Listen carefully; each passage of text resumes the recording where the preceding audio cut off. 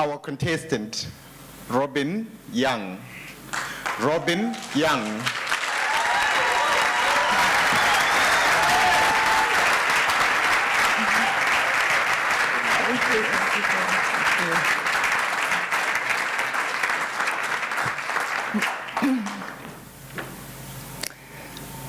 Mr. Contest Chair, fellow Toastmasters, and especially Michael. What a privilege it was to hear you speak here this afternoon. You floated a very inspirational message to us on the wings of mechanical engineering failure.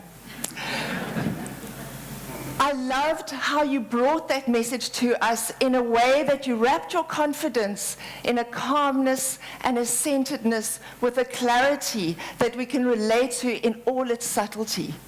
Someone who does that very, very well is Barack Obama. And you used a number of elements in your presentation here today that he uses in his speeches as well. The first of which was your use of contrast, when you started saying the overwhelming impact of failure was the first contrast. Then you started talking about equality and inequality and contrasted that again. And then you moved very swiftly into another element that Barack Obama uses very successfully, which is his use of triads. And that is when we repeat something 3 times in order for us to get the rhythm, in order for us to become more memorable and to be more persuasive. And examples of that is when you said sunshine, soil, and rain. When you said heat, pressure, and transformation. All beautiful examples of triads.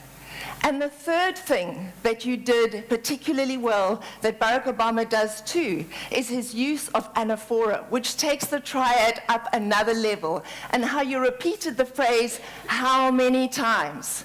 You said it once. How many times? You said it twice. And how many times? You said it for a third time, embedding your message for all of us. What you might want to consider, Michael, in future moments is when you do your speech to make more conscious use of the stage. Perhaps when you started your story in the center, the unity of the family, then moved across to deliver the expectations that the family had of you on one side, and then spoke to us about your failures at UCT, perhaps on the other side. And then, when you got the phone call from your father, perhaps included some vocal characterization, using his voice saying, "My son, we know you failed." And then bring it back to the unity in the center of the stage again with his acceptance of you. And that brings me to my final point about how you may want to have bookended your speech with your opening words, "The future is such a unifying force." We may then, I beg your pardon, failure is such a unifying force. We may then have had the opportunity to come full circle with you.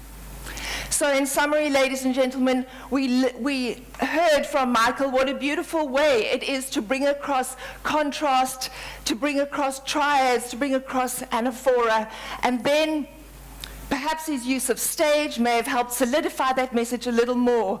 But listening to your speech was like opening that last bag of popcorn, delicious, subtle, and flavorful. Thank you very much, Michael.